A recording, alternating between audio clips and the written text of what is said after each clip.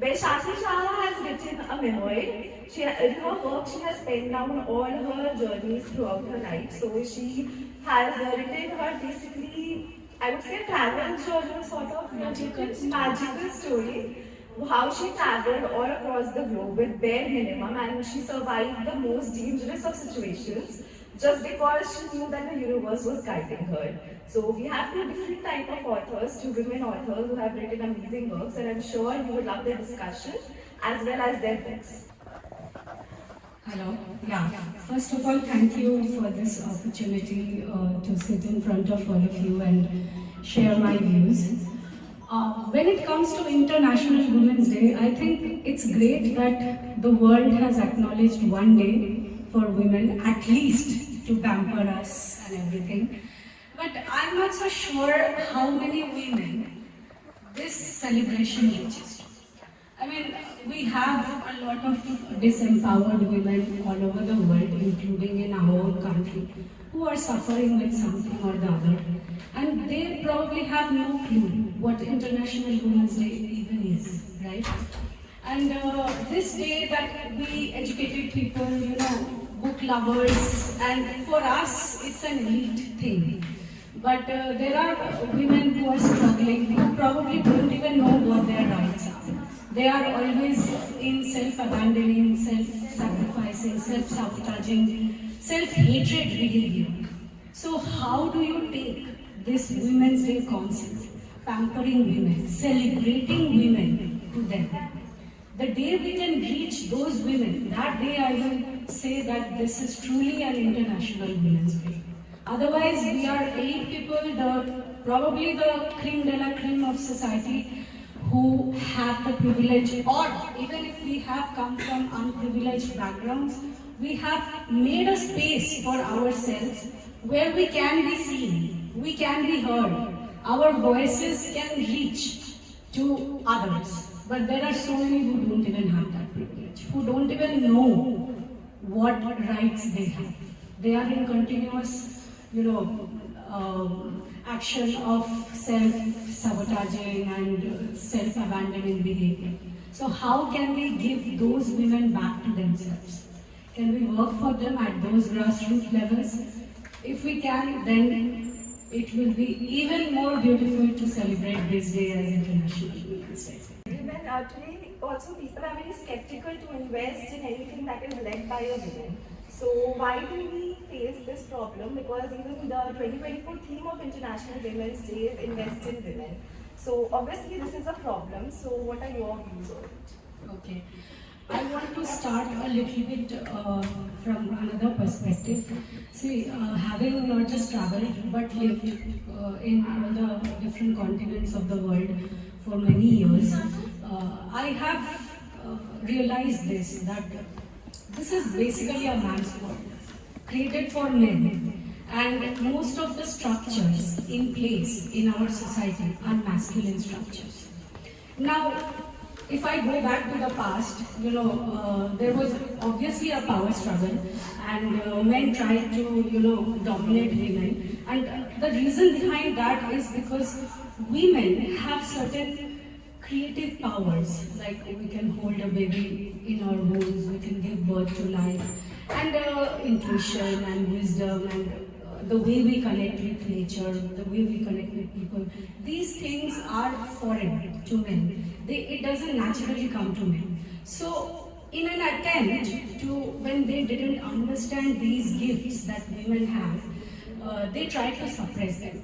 And that's how religion was born. Relationships, the whole dynamic of relationships was based on that.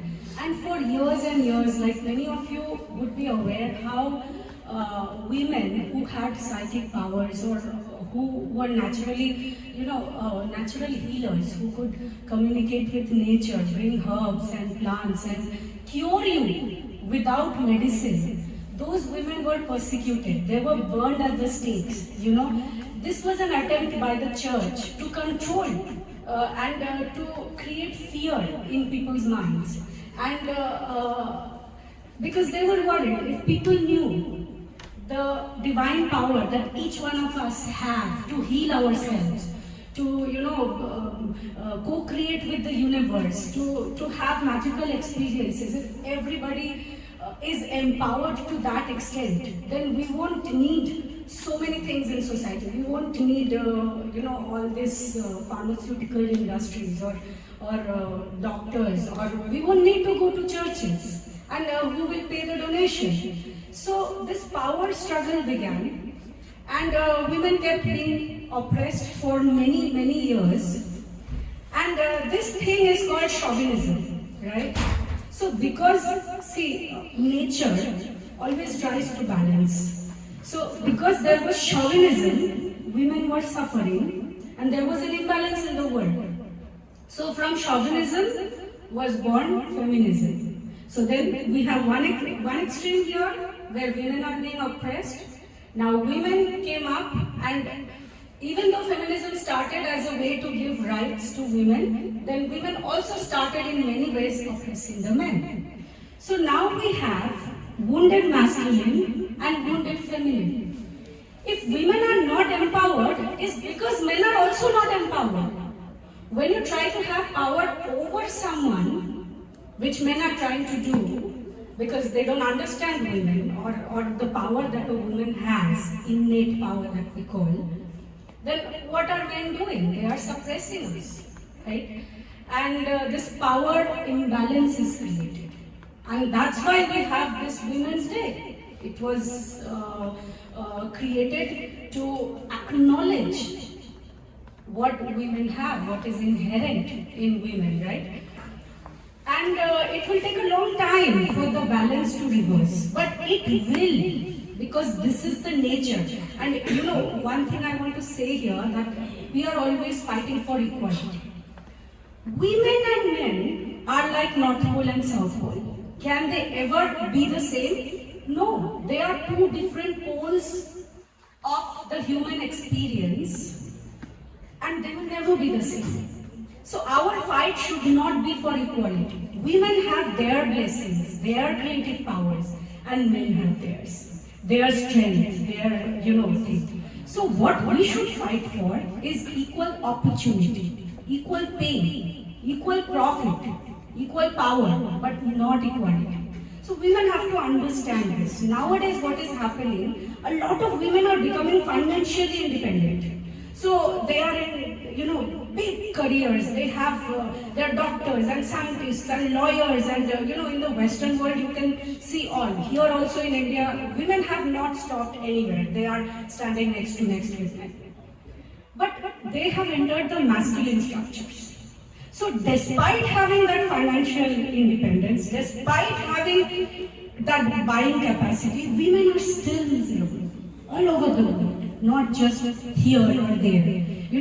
Because what women want is relatedness, creativity, connectedness, a life of meaning and purpose and passion. And how many women are able to do that? You have to nurture, it's a power, it's a gift that we have to nurture within ourselves.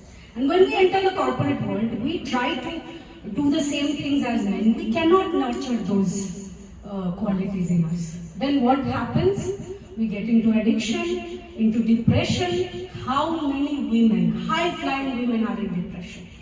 You have insomnia, you don't have supportive relationships, you have a bad, dynamics with your husband, and the story goes on and on. So I think true empowerment is to nurture our feminine qualities, create feminine structures in this world, just the way masculine structures exist. And do the same work that we are doing, but something that will nurture our inner being. We all have a garden inside, the inner garden, we have to nurture that. And when women are successful in doing that, they will automatically, each woman will be a walking asset, and everybody would want to invest in that. Sorry, I answered that question in a very long-winded way, but I wanted to share my observation, because I have seen this. I have seen so many broken families. Women are so independent. The goal is not to be independent. See, before we had codependent relationships where the goal was to be safe. Doesn't matter if you have an abusive husband, if you have a very horrible dynamics in the relationship, you know that you have to stay together. So those were codependent relationships, and there was a lot of suffering in those. Now people don't want to suffer, so they have rejected the codependent relationships and they have gone to the other extreme, independence. And people are not happy being independent because you have to do everything yourself. Is it fun? Tell me, women, is it fun to do everything yourself? You need the support of your man. You need to feel seen, heard. I mean, if I tell you this, it is incredible how much women feel unsafe in this world, unsupported, unseen, unheard and unloved. Doesn't matter how much money you have. I think this is the common story among most women. So are you able to create an experience where you are seen and heard and loved? And that is when you will truly empower yourself. And what I was saying, we don't need codependent relationships and we don't need independence. We need interdependence. So, you say, I have these qualities, I bring it to plate. You have these qualities, you bring it to plate. Let's play with that. Let's create a new reality. It doesn't have to be according to anyone's definition. It doesn't have to be just gender roles. You bring your strengths and the man brings his strengths. Then you have your weaknesses, which he holds a space for. And he has his weaknesses that you hold a space for. Can we create those kind of relationships? Only then we will have empowered women and empowered men. Because today what is happening, men are acting out of wounded ego. And that wounded ego is lashing out. It is lashing out on, you can see all the wars and devastations and families breaking. A healthy man, an empowered man will never do that. He will protect his woman. But maybe the woman is always rejecting him, or the woman is doing it in a way that he doesn't feel supported or he doesn't feel loved. So it has to be balanced. It cannot be, right now there is too much masculine energy in this world. Feminine energy is lacking. And when feminine energy goes up and we create a balance, that's when we will have empowered men, empowered women, and then we will achieve harmony, true harmony. So today's time we are seeing a lot of change happening. So the feminine and masculine rigid structures that we always talk about, people are letting that idea go. We are seeing women entering the what was supposed to be male-dominated areas, and men also taking up things which have always been associated with the women in our society. So there have been a lot of good change. So if anything you would like to share upon you've seen in your life? Yeah, definitely that's true, because society is changing as it should. Cultures, the definition, the rigid ways are, becoming blurred. So because of all the, discomfort that we faced in our past relationships, we are, humanity is giving birth to new consciousness. And with this new consciousness, everyone wants to be empowered and to be self-actualized. So I don't believe in gender roles where the woman should cook and the man should, go to work. You define what is right for you. And each person knows that answer within himself or herself. You may be with a man who likes to stay at home and look after the kids, and you may be doing some business, and that is okay. Or the other way around, where the man is providing and you are at home and raising the children. That is another scenario. So each person, each woman defines within herself or himself, for that matter a man also, what is femininity for her. And a man decides what is masculinity for him, right? So this thing is happening a lot, and as I said, as you all said, society is changing, and financial independence is the first thing that we see in this change. Why financial independence has become so important for women? Because before, women didn't have it, and they saw how they suffered, or they would always be at the behest of a man. And if the man doesn't give freely, or if the man doesn't provide properly, then what happens to the desires of that woman, that she would want more money to do the things that she likes? So that's why financial independence is very necessary. At the same time, if you still look at the grassroots levels, like the maids, the domestic help who come to our house, you would see there that women are getting financial independence, they are working, they're supporting their children, they're supporting their families, and the men in many of those households are just staying at home and drinking.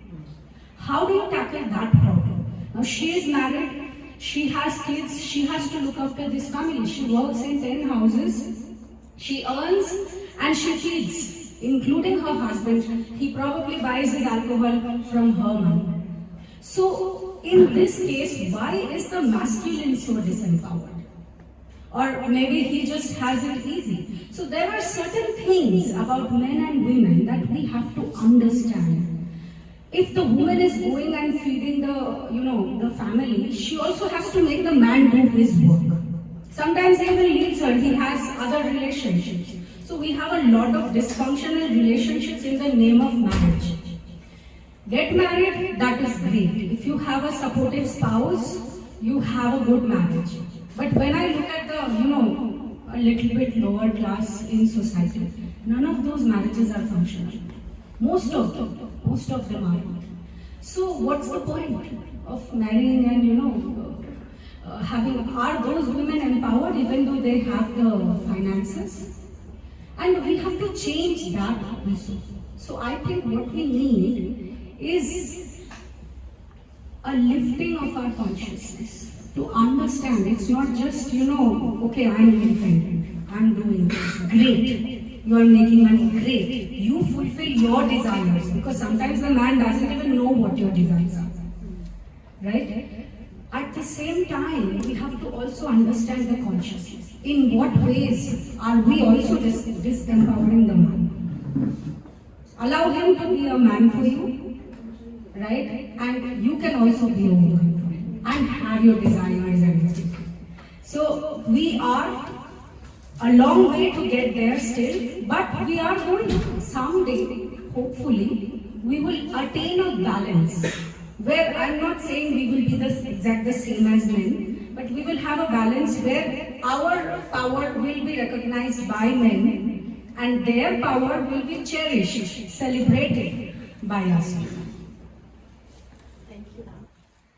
And ma'am, in your memoir, you've spoken about, I would actually like to quote that in India, most of, my parents don't allow me to stay after 7 or 8 p.m. saying it's unsafe for a woman to be out there. But you traveled almost the entire world alone, and we know that you traveled in one of the most weird circumstances with basic bare minimum, almost no funds, and just depending one day on a time. So how did that unfold for you? Because you also mentioned in your book you come from a very conservative family. So the permission, as we see, the permission to explore that part of your life, how was the entire journey for you for that?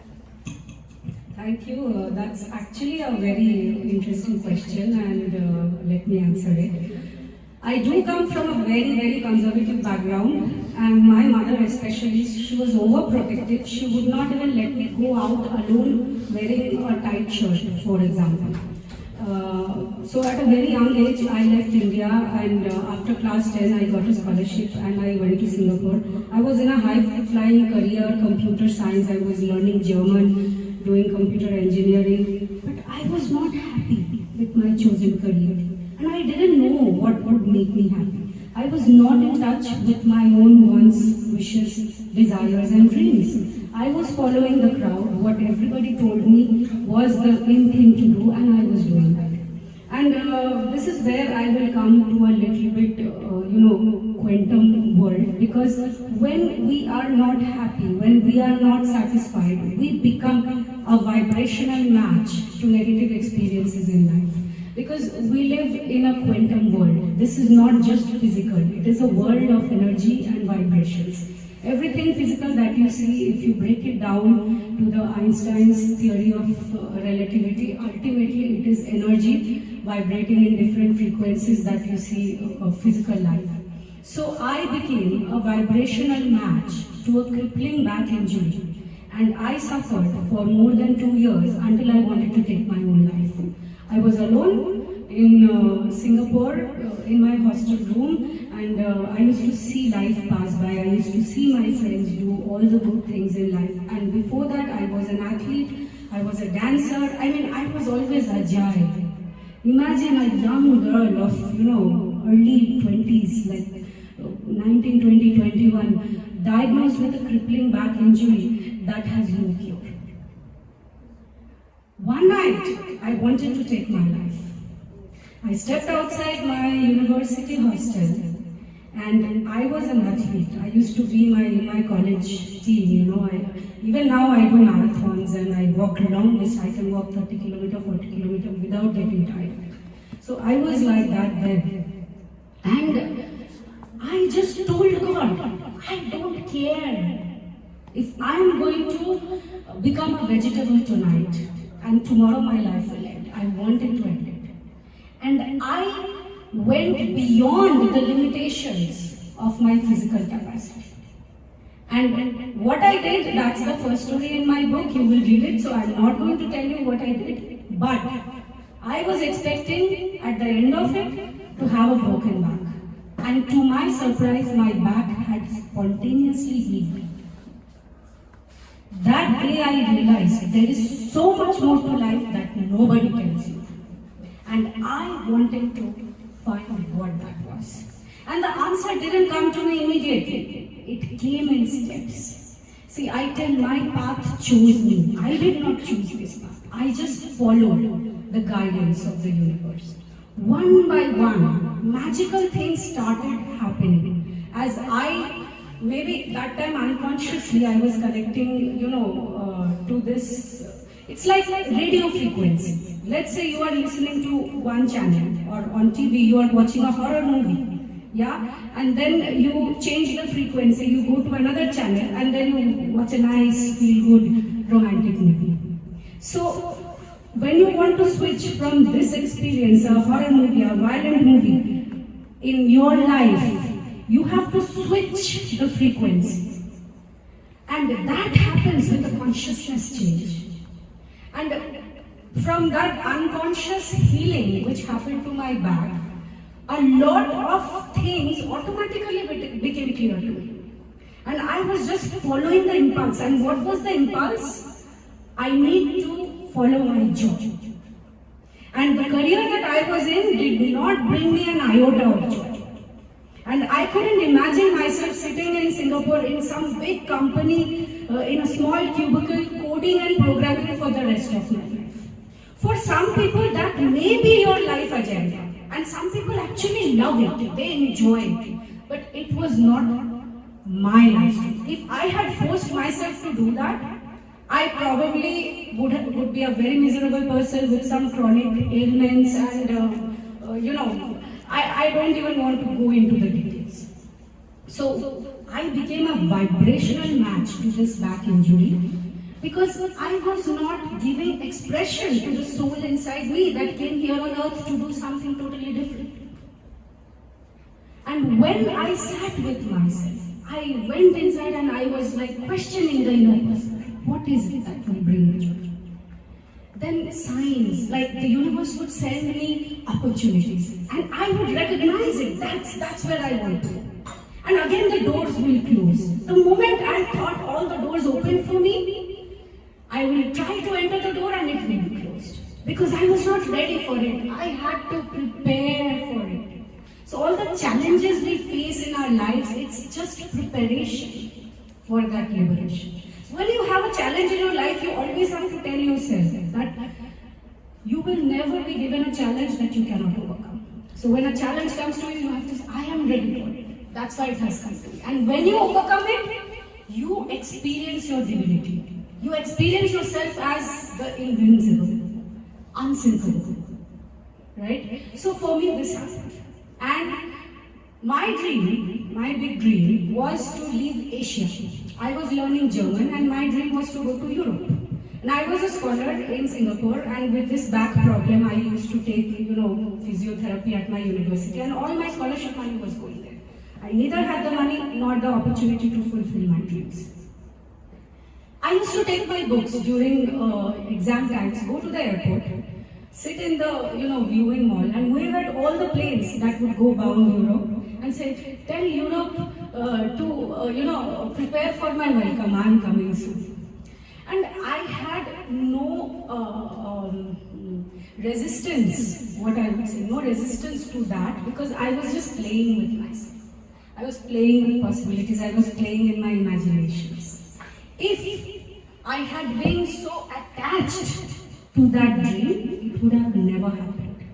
Because what you want, this universe is like a mirror. What you want, you tell the universe, I don't have it, so I want it. So you experience more of not having it. You experience the lack of it. I was just playing, all my German friends, they had come to our university for internships. They would go, when they were returning, they would invite me. I would go to the airport to see them off, and I'd say, "Wait, I'm coming to meet you." And 2 months later, I won an all-expense paid trip to Europe for a whole month. So this is the power of manifestation. It doesn't always happen because my energy goes up and down. But when I am connected to this consciousness, what I say, we are here to co-create our lives with the larger universe. We cannot just say, "This happened to me," and we are reacting to life. We are conscious people. We are here to consciously create the circumstances in our lives. And when you have a small desire, the universe will send you an opportunity. It will. And the stronger your desires are, the more groomed is that energy, the more synchronicities that I call now, signs and synchronicities will be sent. You acknowledge, you recognize it, you walk that path, and then you find something magical happens. Then you walk the next path, and the next path. So I came back from Europe, and then I was like, I don't want to stay in Singapore. And I didn't want to come back to India, back into this conservative family, although I come from a very educated background. There was never peace in our house. Domestic violence and fights, and both my parents are highly educated, but they were absolutely incompatible. And I never liked to come home. I was ready to die somewhere on the streets of Africa, but not come back home. Because I never found joy at home. And this kind of dynamics are in many households. It's not just poor people with no opportunities. Even rich people who have lots of opportunities, if they are in a bad relationship, it affects the children. And on one hand, I had the dream of traveling the world. On the other hand, all this was inspired by my desire not to come back. And so one by one, after Europe, another opportunity presented itself by magic. All my friends were applying for jobs, and I was sitting, in my university hostel bed. I used to watch the ceiling, and I used to be like, I can't apply for jobs. I didn't apply for a single job. And then this opportunity came. It was like a student exchange program. And hello, is there a problem?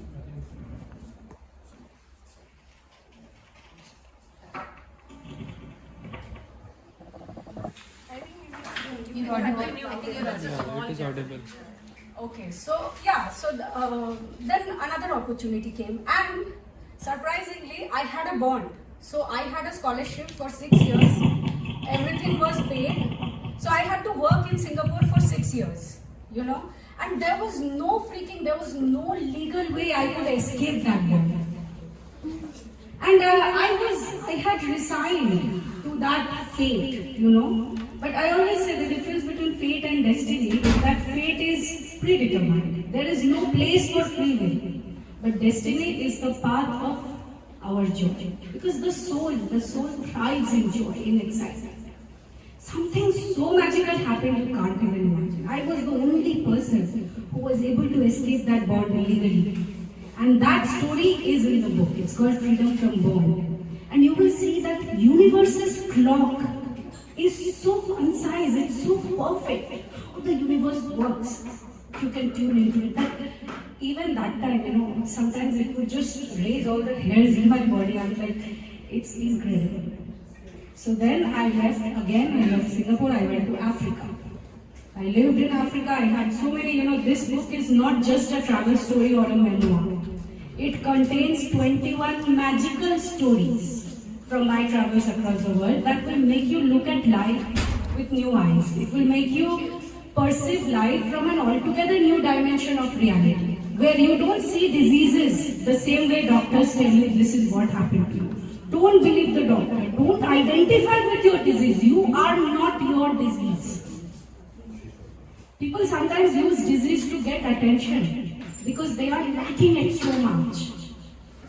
And the best way to give yourself attention is to sit with yourself, sit with your desires, sit with your dreams. You won't need the disease then. So everything, the way you see death, the way you see challenges, the way you see security will change. So I have 21 magical stories. I will give you one small example. So I don't have to tell the rest. In my very first month, my parents were very much against me going to Africa. I was so young and my mom totally was against it. My dad, because of his broad mind, he used to work in UNICEF. So he first also tried to stop me. And then he said, okay, if she wants, let her. So I went there and he gave me some money, $1,000 in those days. He said, you keep it with you. And I took a foreign internship where I was earning like $200 a month. If you calculate it, it's about, very small money. And in my very first month in Africa, I was robbed of all that money. Zero. I lived in Africa for 1.5 years. I worked there. And after saving every month, the peanuts that I was earning, when I had to leave Africa, I didn't even have half the ticket money to come back. And I was thinking, no matter what travel agent I was calling, it was like the ticket prices started from 300,000 nairas, 350,000 nairas, and I barely had 150,000 nairas. And I had to come back. My sister was getting married. I had some engagements in India, so I had to come back within a certain time. How? I didn't have a bank account there. There was no way anybody could send me money. And I also didn't want my parents to send me money. They couldn't have if they even wanted. Because otherwise they would say, look, you failed. And I fought so much to go there, I didn't want to come back a failure. One day I was taking my bucket bath. I lived with frogs and rats in Africa. I was taking my bucket bath. And there was this voice inside that told me, have faith, you will go. How, what, I didn't know. But that day, I made a different choice. I did something different. What I did, even I don't know why I did what I did. But I coincidentally, chance encountered a strange woman who gave me my tickets to come back from Africa. And guess what? Her name was Faith. This is called real magic. That's why my book is called Life is Abracadabra. You all have heard of the word abracadabra. Abracadabra means I shall create as I speak. Or I create like the spoken word. আমি যাহা বলিব তাহাই সৃষ্টি করিব। मैं जो बोलूंगी वही करूंगी, वही सृष्टि करूंगी। So each of us are manifesting, creating our lives all the time. We are all powerful creators. We just don't know it. So the question is not that we don't have the power to create. The question is, why are we creating what we are creating? If we find ourselves in realities that we hate, that we don't like, we have to look inside. We have to change the story inside. Right? And then, once we change the story, we will find evidence in our external reality. We have to follow that evidence. And then reality will shift for us. It's a consciousness change. We can work against violence, against this, against that.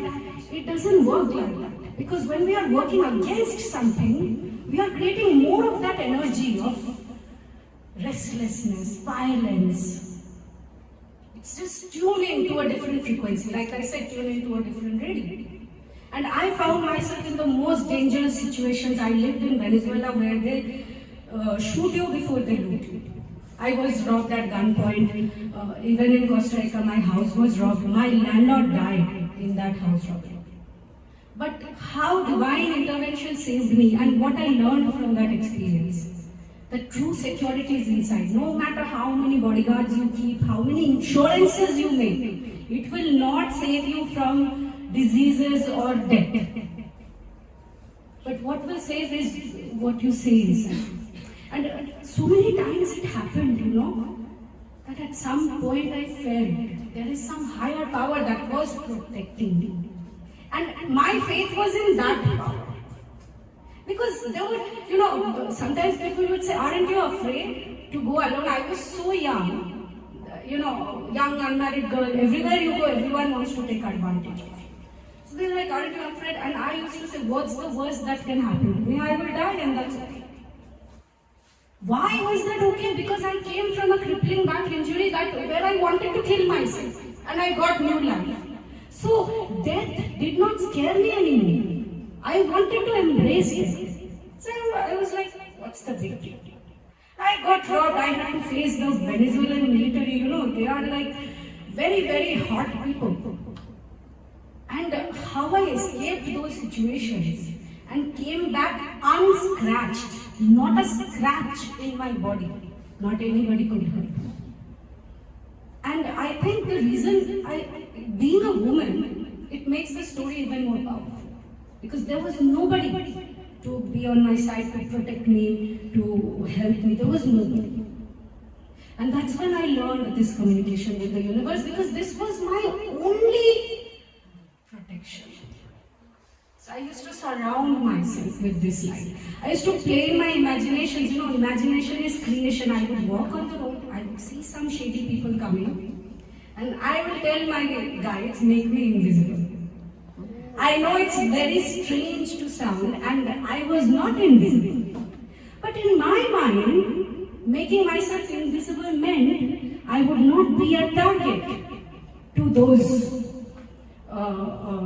robbers on the road that I can see while I'm walking. In Venezuela, where I lived in Maracaibo, people don't walk on the streets. I used to go for my runs, I had to do my marathons, and otherwise I wouldn't stay fit and my mind wouldn't work. I was in extremely stressful environments where I had to protect myself. And another thing, I could not fall sick because I didn't have money to go to a doctor. So I also learned how to stay disease-free. And I teach these things, and this book is just the tip of the iceberg. 21 stories. There are thousands. Thank you. Anyone from the audience would like to comment anything on this, if you want? Because you all have your own experiences and your own family, even if not from your personal views, anything you would like to comment on how actually are women empowered? Financially, yes, I would say they are getting in the way, but emotionally and the decision-making part of in the family, are they still empowered? Because I've seen families where women are the head of the households, as we say, and I've seen families where a woman is not even asked for the big decisions. So, what are your views on it, if anyone would like to share?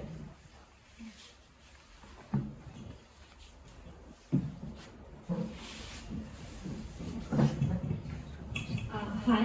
So I'd like to say that on this day, that in my family, my mom and my dad both are working. So, and from my childhood, I've seen my mom work.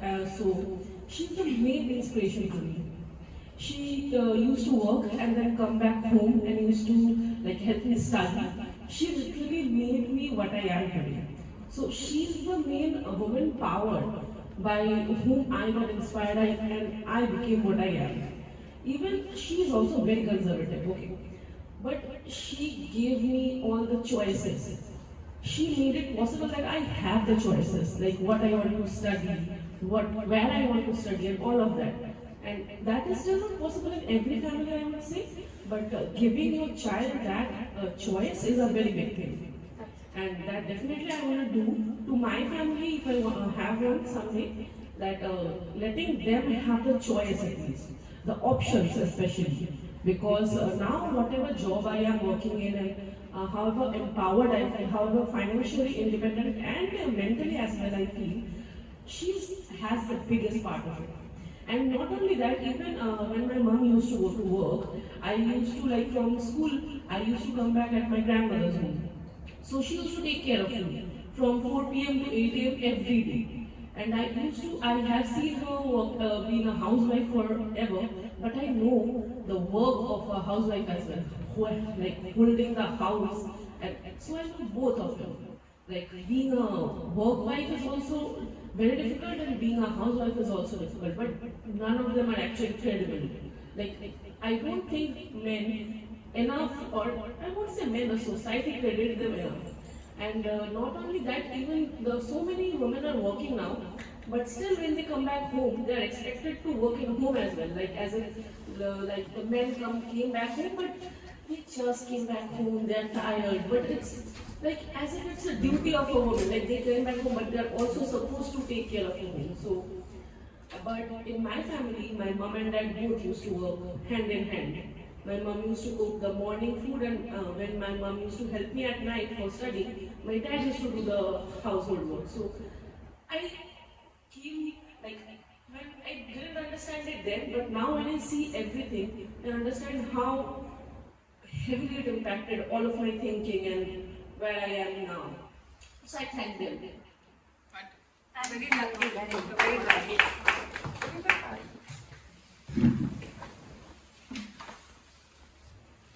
Good afternoon, everybody. About women empowerment, I want to tell something about chronology. I'm first telling about my grandmother. I'm quoting a Bengali quotation. My grandfather used to tell, "Baro hat sharir acha hoy na." Means 12-year sari doesn't make good pleats. Yeah, so my grandfather was not a very successful person, but my grandmother was she was very interested in cricket, football. She used to read, but she did not have any say in the household works, in household decisions. So she suffered. Coming to next generation, my father and mother, I'll say my mother had a B.Ed degree, but my father said that you cannot work. Because if you work, then who will look after us? Who will cook for us? Who will attend my mother? And who will do all this? And coming to my generation, I'll say I have a loving husband, but he thinks that I don't have so much intelligence that I can handle everything. Finance or a good decision making. Even my daughter thinks so. Though I am a teacher, when I tell her about something, about reading poems, she thinks that Papa knows better than you. And she doesn't give a good hit to my advice. So that woman empowerment has not come till here. Women are financially strong now, but they are not empowered. I think so. It's my observation and realization. They are given some liberations. Yes, you go and do my shopping. But when a woman goes for shopping, she doesn't buy for herself only. She buys for the entire family. But when a man goes, I don't tell that they only buy for themselves. But obviously that they buy more for themselves. So women empowerment is not come yet. And I also want to say that according to Ibsen, in Doll's House, he said, no, I'm not a feminist, I'm a humanist. Yeah. So we should focus on humanism, not on masculinism or feminism. Absolutely. Very nice. Absolutely. Anyone else? If you have any questions or any sharings, you can say. Yeah. Hi, and this is a question it was this mythology of men actually. It's how men look at women in such a downsizing voice. You see throughout history, you see different kind of characters of history. Wonderful, brilliant women like Hypatia, Alexandria, or you see Sylvia Plath, or you see brilliant women doing brilliant jobs in their respective field.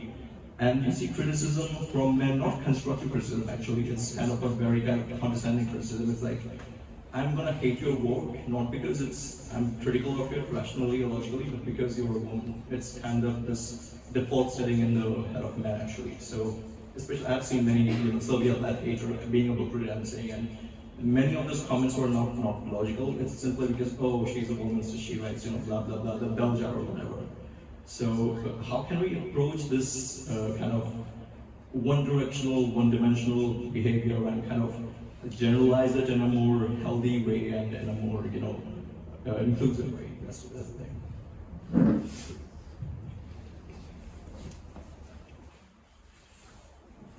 I really love that question, and one thing I want to tell here is that women are mostly judged by their beauty, and every woman would, agree to that. And the problem here is that our definition of beauty is so screwed up. Why I tell you this is because from one society to another society, when you go, the total concept of beauty changes. I just come to your point. For men, throughout history, most of the time, a woman is a sex object. They are there for their pleasure. If you look at history, the concubines and the courtesans from the Kama Sutra and all the history that is inherent in our own Indian culture, women are there for the pleasure of men. And to answer your question, when the woman has a mind and she wants to do something on her own, she is looked down upon because most men, like in the times where women were suppressed, they would look at women as just, okay, she's just a boy. Anything more than that, oh, she is not stronger than me, because that's how they suppress women, because physically we are the weaker sex. And now if she is doing something, creating something, and also women, see, one thing we have to understand, again, when we talk about men, women, polarities, there are a lot of differences. For example, men are straight, women are round. Men think linear, women think circular. Men are predictable, women are wild and unpredictable. Men are straightforward, women are long-winded. When we have a fight, the woman will always come back to the past, something he did in the past. And that's because she thinks in a circular manner. But the man, he thinks in a linear way. He has left the past. He has already moved to the future. So he can't understand why she is coming back to the past. According to him, he has ignored the problem and he has successfully forgotten it and moved away, so the problem doesn't exist. And according to the woman, she somewhere felt unseen and unheard that this problem was not solved. Why? Because we haven't talked about it. Talking, connecting, communicating, relating is so important for women. You see, we always talk in circular manners. We never talk in a linear fashion. So, when a woman talks and the man is not listening, then she feels unheard, unsupported, unloved, and it continues for long periods of time. And after some time, when her, things are still not heard, every time there is a fight or misunderstanding, she will keep talking. And what he thinks, oh, just ignore her, she's PMS. She's in her periods, it's her hormones. No. So this is why men have, not all men have belittled the essence of women. And by doing that, again we have this imbalance of masculine and feminine. So men, when it comes to respecting women, you have to understand that a woman has her own essence. God has created two polarities, man, woman, masculine, feminine, yin, yang. You see the Chinese yin yang thing? You have to balance it for it to be contained inside that circle.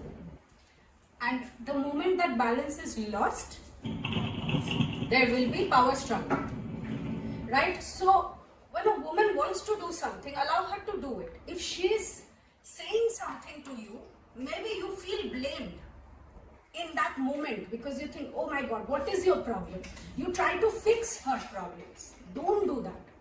Just be there listening, hold the space. So I think women feel the most loved when the man can give the containment for a woman to express herself in a circular manner. It's like a salsa dance. If you've ever seen a salsa dance, the man is just giving the finger, he is giving the cues. And the woman is swirling and turning and doing the dance. It is the man who is making her dance. But everyone is watching the woman. Right? So this is beautiful.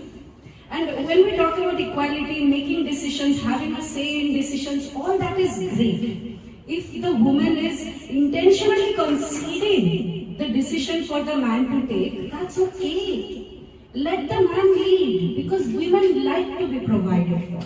Women are the receiving energy. No matter how much you try, you cannot change your biology.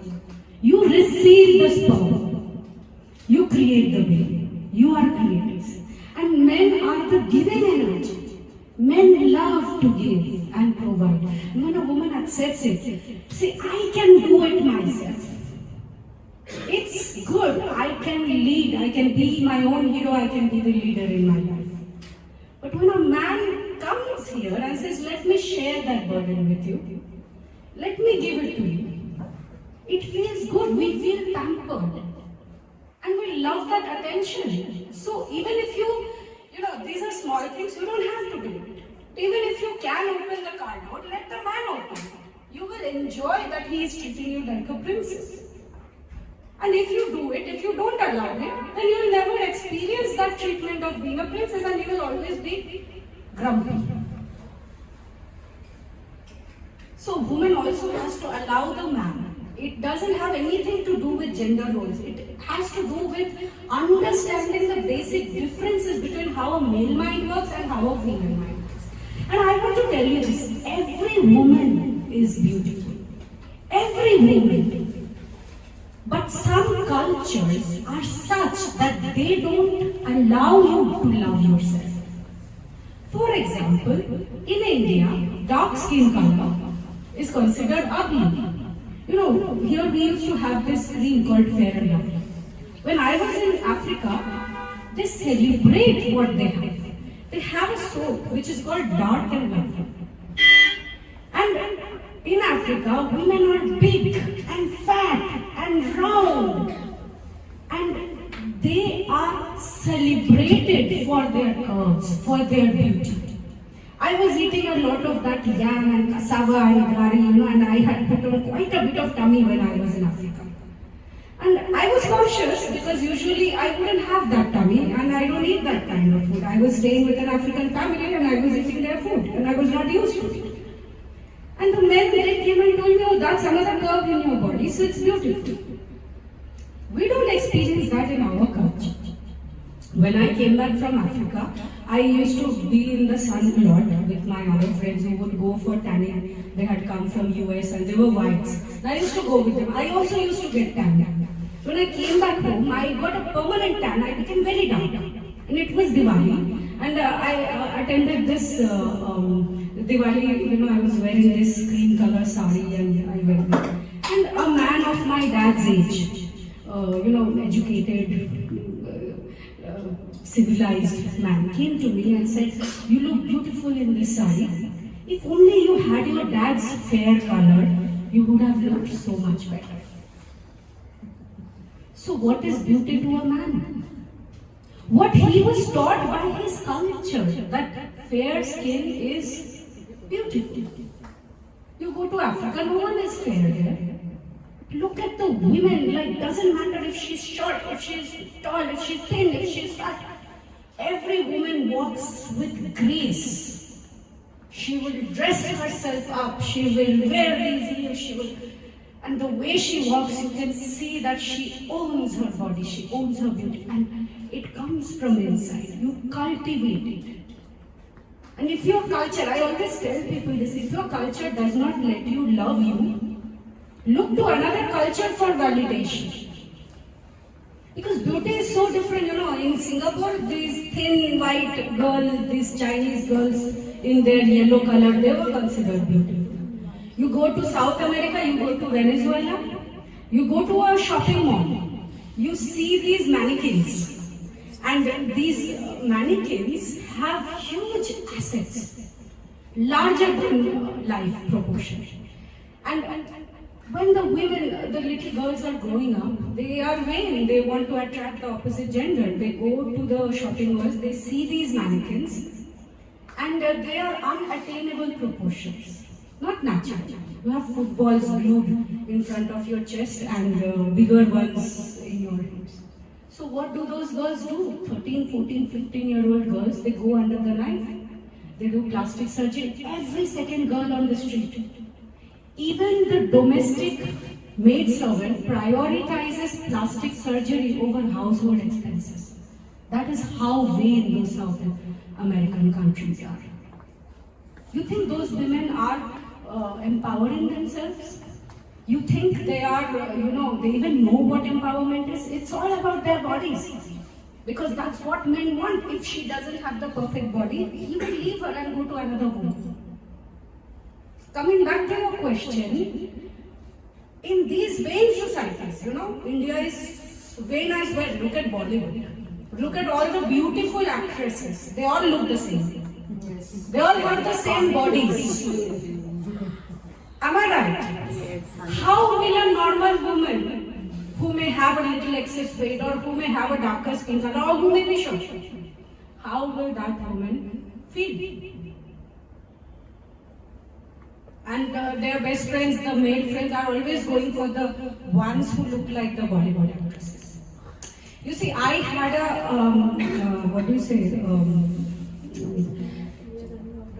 okay, I will not go on more and more, but this is the reality. So if you want to start respecting women, look at them as another part of humanity, another polarity, and they have their own wisdom that can augment your life, that will not necessarily take away from you. The day you acknowledge it, women will feel seen and heard, and equally you will be empowered as well. Thank you. So sorry to cut you No, short. don't worry. I know I was... No, actually we also have to complete the event before the rally gets over. So that's one of our main concerns to cut because we have a lot of questions prepared, but we have to cut this short also. So if you have any other questions from the audience, yeah, there's a question.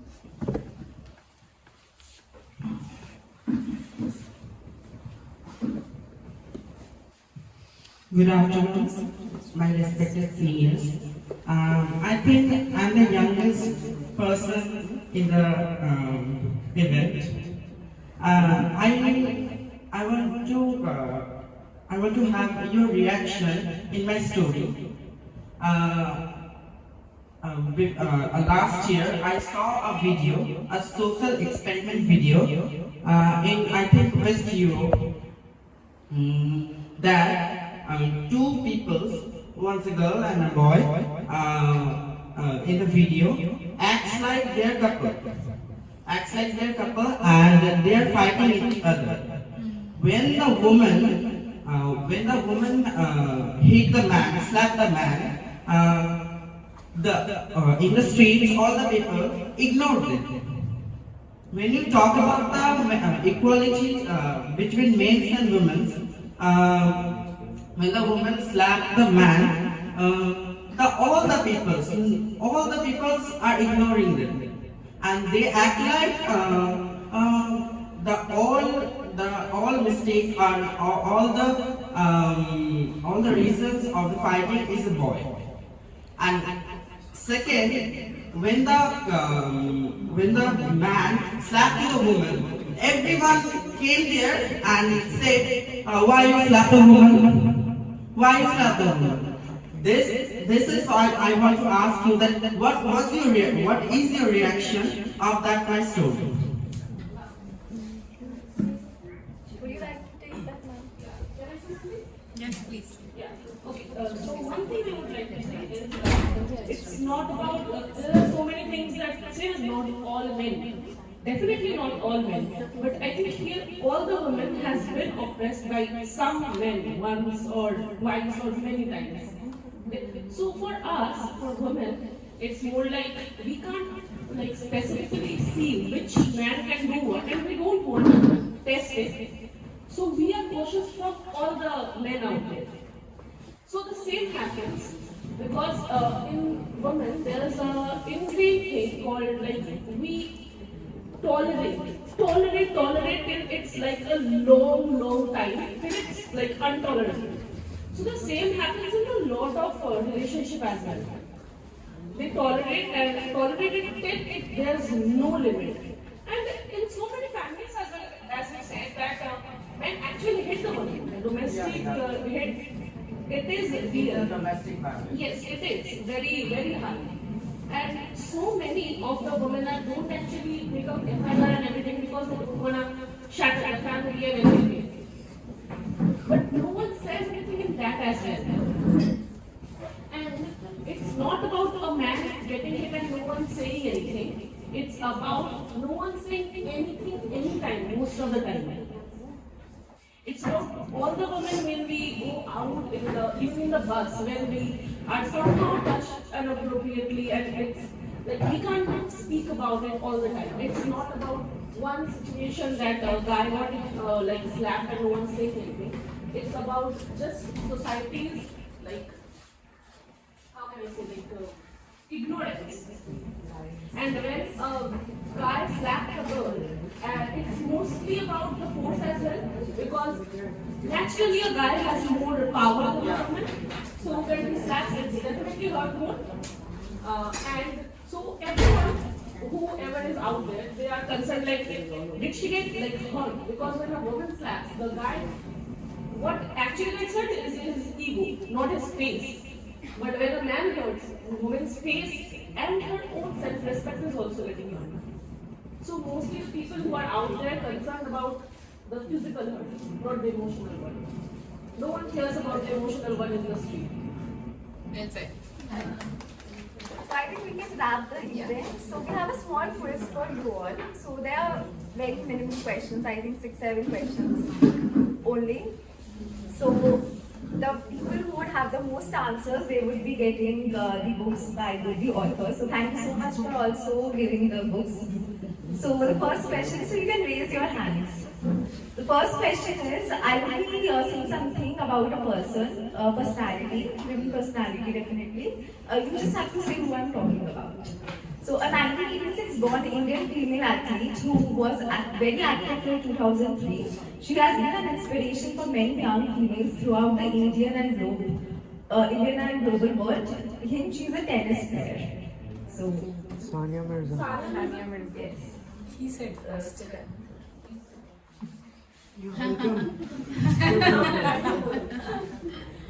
when I think of female in science and research, I think of her. She is one of the most popular female physicists. Marie Curie. You're welcome. Okay, so anything I tell about her is a spoiler in itself. She is the most renowned and celebrated politician in Indian history. Indira Gandhi. Who else? How will you give the quiz prizes? Everyone will answer. But still we answered it This first. is fun, but Yeah, of course. I'm just joking. Yeah, I know.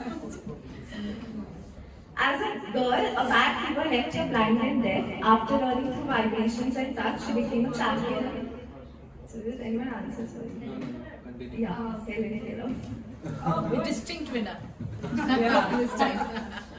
So, this actress became the first black woman to win an Emmy for the best actress in a drama for How to Get Away with Murder.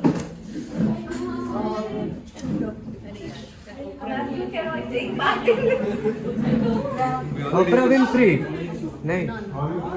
Sorry? Viola Davis? Yes. Oh. As a girl, this famous writer didn't speak for 5 years. As an adult, her writing became the voice of the civil rights movement. Along with books, she has written poems, songs, plays, and movies. Yes. As a girl, this famous writer didn't speak for 5 years. As an adult, her writing became the voice of the civil rights movement. Jane Austen. At this point, I'm just blindly throwing names. So one of her books, which is also very famous, poetry, composition is very famous. The title, There's a no. The title also has the word bird in it. Bird. Yes. With the cage bird thing. And her diary from World War II shed light on the reality. This was answered before. Before the question, before time. So we had these questions only made. So I think Sugat is a clear winner. There are three other winners. One, three, I heard. That girl is also telling I think all the answers. Yeah. एक काम करो मेरा वाला prize उसको दे देना otherwise she will kill me How many prizes do we have? No, two, na? I think one is books. Yeah, I have one package. Fine. So we'll distribute the gifts We have after the three event. winners, so we can give two winners. Yeah, I'll give the rest of it. That's okay. And all of you can give that, distribute that. Yes. So we also have a small gift for everyone who has attended the session. So please wait, do not disperse before taking the gift. And if you want to purchase, It's okay, we keep it. if you want to purchase any books, Mayura aunty has given us a 20% discount on all the collections. So please feel free. And thank you so much for attending the session. And you were a lovely audience. Thank you so much to both the authors for agreeing to do this. And Mayura aunty to always give us the space for it. So thank you so much. It was an amazing event, and you can have the book signed and you can